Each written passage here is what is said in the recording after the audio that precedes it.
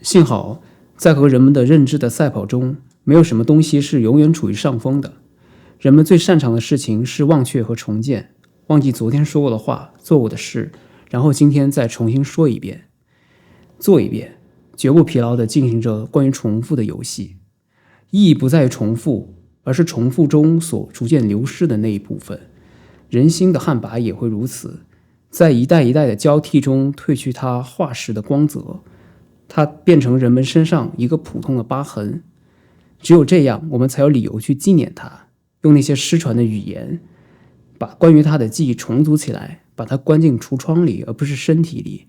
只有这样观看它，才能免于它的伤害，就像被收藏起来的天花病毒，变成了某种意义上的艺术品。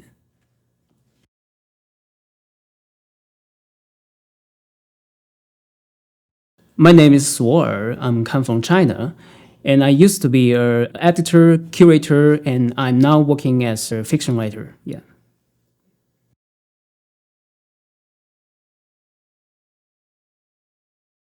I think the writer's identity has been disenchanted in nowadays society, and it's hard to say what's the best thing or the worst thing is.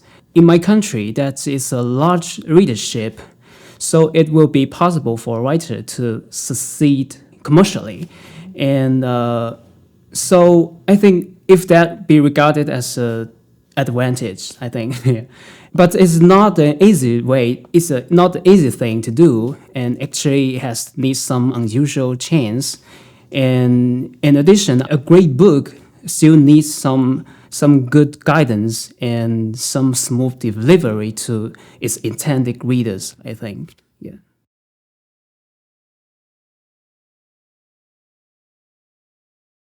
I started geography as an undergraduate, comparative and world literature as a graduate student.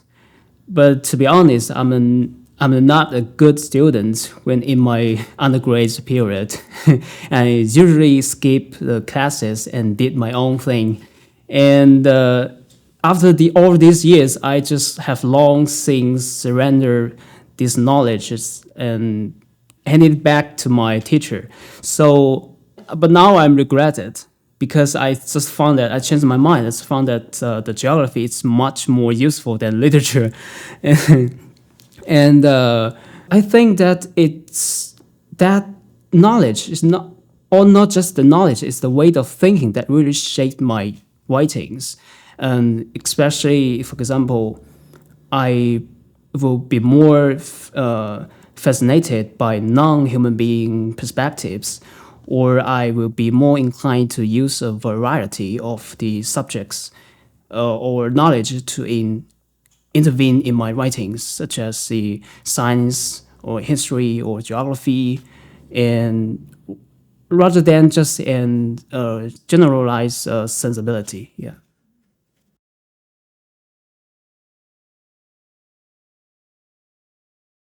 Yeah, that's an interesting question. Yeah, I think this is the most popular question that most writers will face with.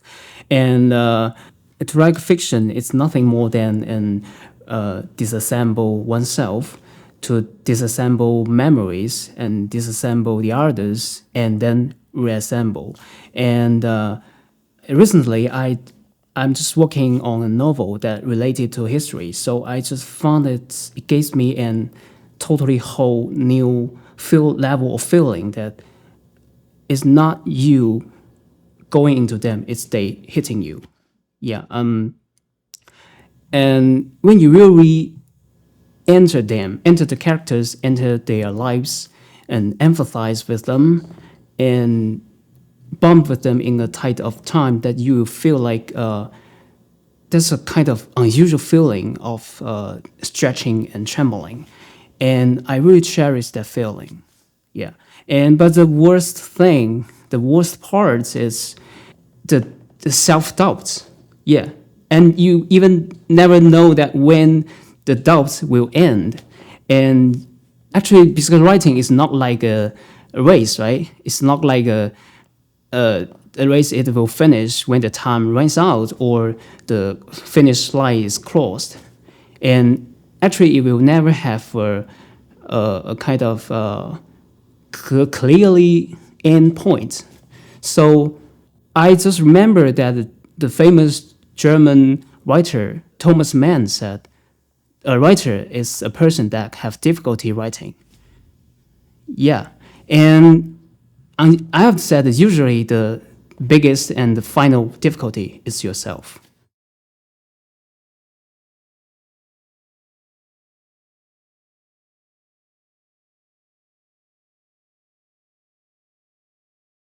If I have to say just one writer, I will say one name without any hesitation, Thomas Bernhard. Yeah, and I think that he is certainly the underrated master of the 20th century.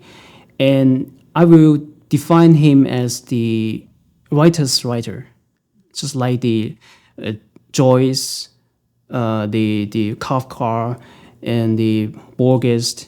And actually, he also influenced many later writers.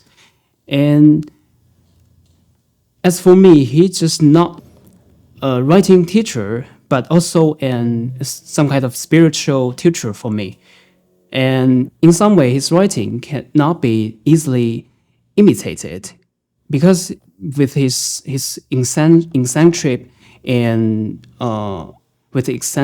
and unique, sharp style of writing, which derives from his unique personality, and in which in turn derives from his unique life experience, such like the sensitive, tragic childhood, the memory of childhood and adolescence, and the horror of war and the shadows of illness afflicted him all his life and so on.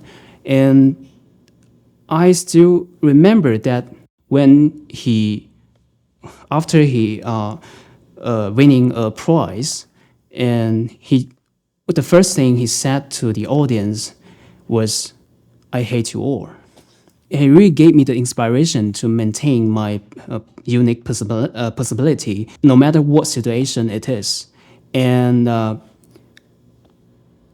I will recommend his novel, Correction, in which tells the story that how one can gain the subjectivity through the constant self-examination and correction. Yeah.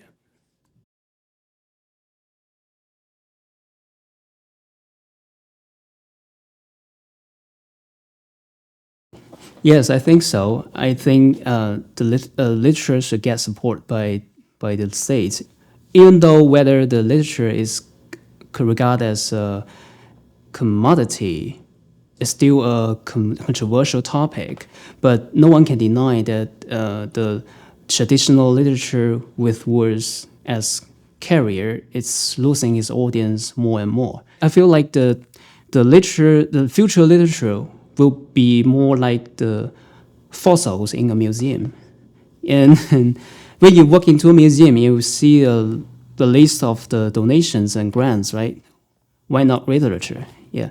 So I think that the best thing to support literature is to let the author and his work be seen, and it's like authoritative and influential literary prize in organizing the writers' residency and communication around the world, or just figuring the professional copyright agents for them. Yeah.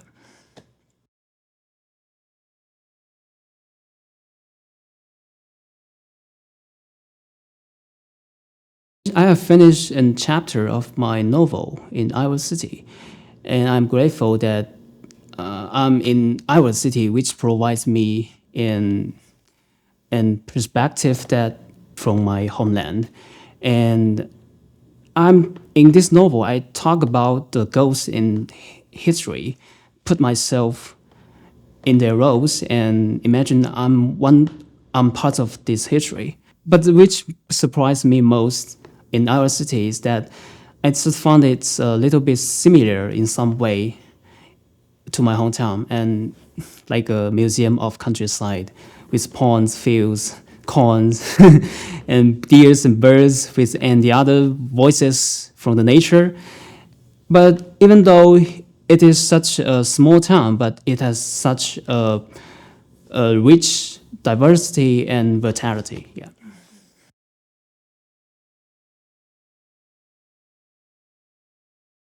Yeah, it's my first time, so I'm very excited. It's provide me a space from my hometown, so I just think it from I can reflect it from something from my life pressure, or I just think that because our city is not small town, so I just feel like the people here is not that kind of full of life's pressure, so they just enjoy the life or something like that. Yeah, I just define my journey to Iowa City as a journey of odyssey. Yeah, because I'm very grateful to have that it actually creates a space for me, a state of exception to escape from the routine of the everyday repetition, and as I do when I'm writing fiction. Yeah, so life in Iowa City is like a fiction, right? Yeah, and so many different backgrounds and cultures, so many different voices, and so many dramatic moments of joy and conflict. And just like Sanka said, one of our writers, we are just like a dysfunctional family. and but we did listen to each other. That's what I learned most in our city.